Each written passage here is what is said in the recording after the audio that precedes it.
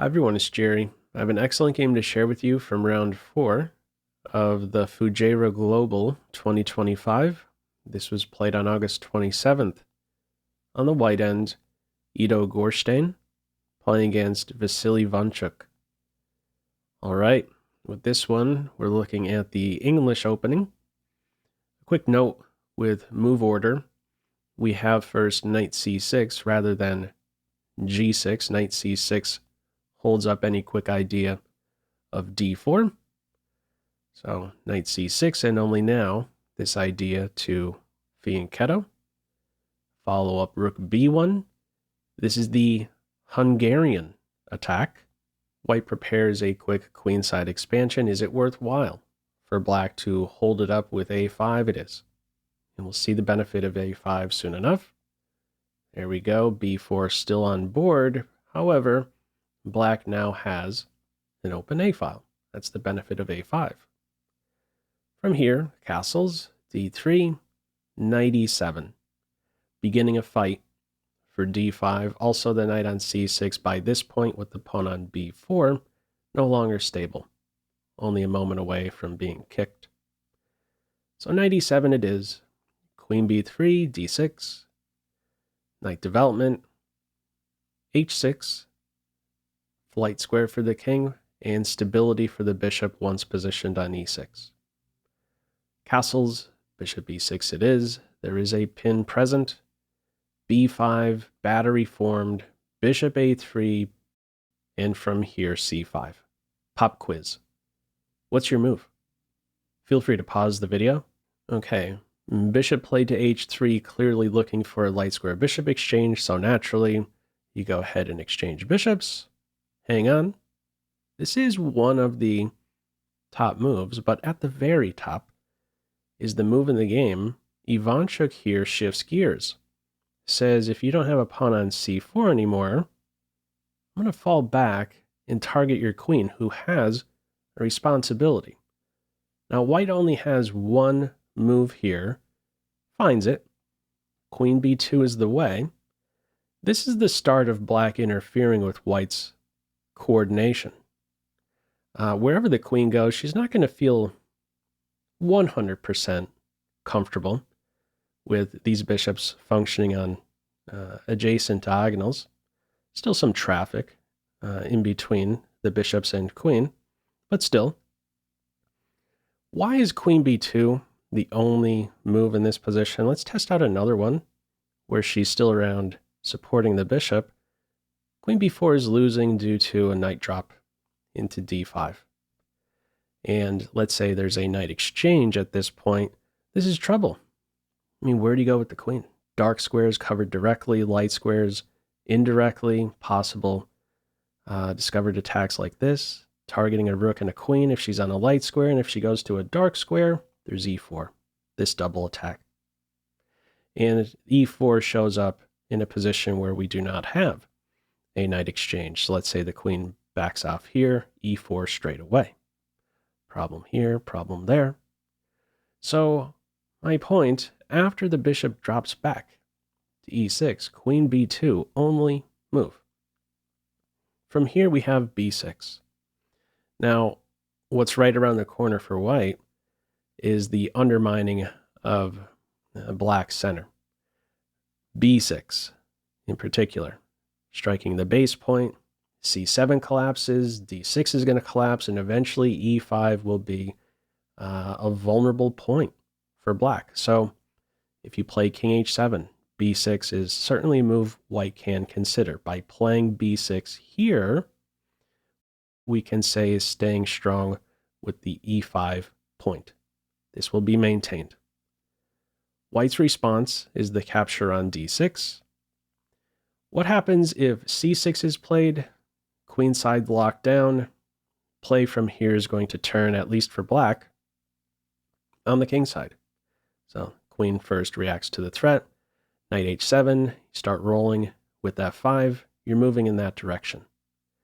c6 is one of the top moves, but I'm not really a big fan of this. This is more a move I believe you would see played by a computer, some lengthy idea, maybe looking much deeper at making c7 vulnerable.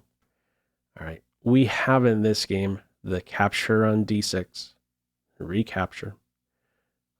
Final pieces get involved here on the open c file, and the follow-up is e4. Now, if white tries to play in the center with d4, the reaction there can be with e4. After e4, however, this may now be an idea. Ivanchuk's next move interferes with that and does something else. What we have here, knight e8, bishop unmasked, this base point covered. From here we have rook c2. Another pop quiz. How would you continue? Feel free to pause the video. Okay, the computer doesn't like rook c2 as best. What it was looking at here, queen b4. Queen b4 interferes with the move we end up seeing in the game, namely to play d5. The knight would hang with this battery. After rook c2, scales start to now tip in black's favor. This top move is d5. Now what? From here, we have bishop captures knight, and not the natural recapturing. Instead, we have d takes e. These moments here, I want to mention, right around here, this is really where the game is won. Just these next handful of moves, we get to a decisive advantage, and as is frequently said, from there it's just a matter of technique. Key moments right here. After d5, it is bishop captures knight, d takes e, and best from here is the pawn recapture. White withdraws the bishop and underestimates, I believe at least, Ivanchuk's follow-up. White here was maybe expecting pawn captures knight. We don't have that. If pawn captures knight, bishop captures pawn, it's saying from here rook a7, it likes black by just a little bit. However, the move we have in the game, capture on d3, black is now winning. What do you do? This is a very dangerous passed pawn. Targets the rook. Where do you go? It falls back to c1. If it goes to d2 or there's some fancy pin in the position, the response is going to be the same in the game. Let's see what that is. e4. Wow. These are monster pawns. It's not that great of a material imbalance. 2 pawns versus a knight, and these are 2 very big pawns, and these are 2 monster bishops. The response, knight d2, and from here we have f5. Computer sees this as second best. At the very top, it wants to go for the queen. Now, I have no doubt Ivanchuk, of course, saw this, but dismissed it, preferred to play the position where white still has a queen, and this queen is simply under control. White remains in a knot, in a way. What was available at the very top, this queen trap that I'm referring to, rook a2 is there. Queen is out of squares, covering a lot of ground here with the bishops and rook. The top play from here, it's running with knight captures rook, bishop captures queen. This position, yeah, it's winning for black. Ivanchuk's play, he runs at this stage here, he runs with the f pawn, connect 4, very strong arrangement right here, the bishop a non-factor. How do you get out of this situation with the bishops? All right, play from here is with rook a1, knight improvement, pair of rooks come off. From here, queen b1, getting out of the pin. And from here, we have knight captures b. At the top, it says knight c4, one of the top moves, knight c4. What's going on with knight c4? There's a trick available for black. if white goes with knight takes knight, bishop captures knight, and this discovered attack on the bishop, hang on. This queen is would not yet be out of the woods. There would be in this position bishop a2. That is a move that stings. Okay, she's toast. So we don't have knight c4. Knight captures b instead. Pop quiz. How would you respond here? Feel free to pause the video.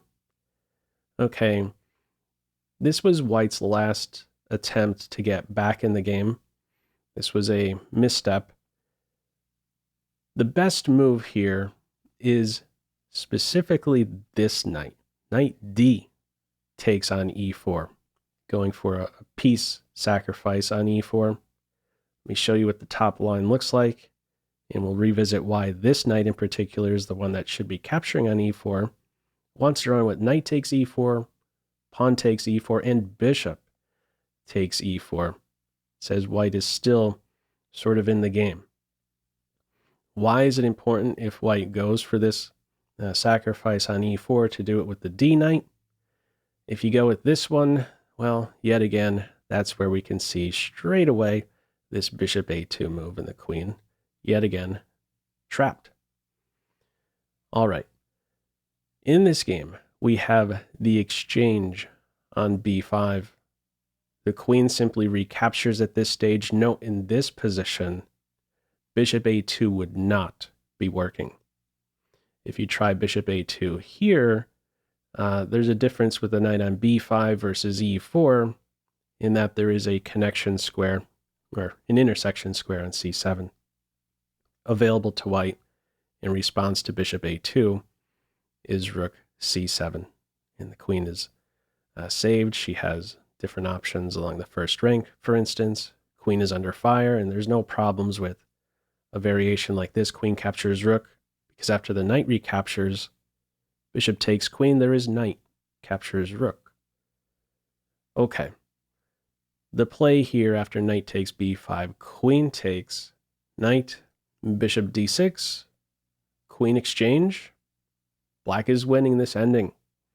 B pawn very dangerous. Defended. F2 pawn in a pin. H4, rook on the second rank. Knight defended. H6 pawn attacked. H pawn saved. King steps over. Knight under fire. Where do you go? From here, king e1 is played. There is no time to successfully take the b pawn. If rook captures b here, there's bishop captures knight. No time to take the bishop because of mate. Also, if bishop captures bishop, best is to go in for this check. I thought that this would also be winning. Rook captures bishop, yet again, mate. Also, king stepping over, you have this check, and then you could save the bishop. This would not be a good move. White would have this cute move. Bishop captures e4 here. Opens up a new square for the king. Pawn takes bishop. Rook captures bishop. It says that this is equal. However, in such a position, if bishop captures on d2 here, you go straight in for the check on the back rank with the following idea to continue with d2, winning for black. Okay, my point, taking the b pawn, poison. We have king e1. Simple plan from here, advance your b pawn. b5 it is. King d1 is the follow-up. This is still a poisoned pawn due to check and checkmate. King d1, b5, beautiful coordination, non-factor light square bishop. Bishop e3, and after move 36, bishop d7, white resigns. I struggled to even come up with a move here if white wanted to try and continue. If you go for some piece sacrifice or knight c4, it doesn't matter. In both cases, bishop a4 is going to sting. So let's see what this might look like. Something like this. Next up, checkmate. Something else, let's say sort of a passing move. Yet again, bishop a4 is there. If the knight blocks in this position, you could take the knight and then get to the back rank. And we've seen this similar idea earlier, exploiting the pin with the d-pawn. Finally, let's say after this check, the king goes here. We'll have a fancy mate, double check, and in this position, wherever the king goes, this follow-up is going to be mate. Double check mate here. And lastly, let's say after this check, the king goes to e1. You're in a pin. Bishop can plant itself on c2. Rook clearly running out of squares, and from here the b pawn just continues to march. So a very nice game here by Ivanchuk. Key middle game moment going all the way back right here. White clearly with bishop b4 underestimating the power of the capture on d3, getting the passed pawn, and following up with this e4 idea, acquiring these two monster bishops on open diagonals, the queen definitely feeling the pressure, and then having this wonderful pawn chain. Anyhow, your thoughts with this one? Feel free, as usual, to leave any feedback to this video in the comment section below. Hope you enjoyed it and maybe took a thing or two away. That's all for now. Take care.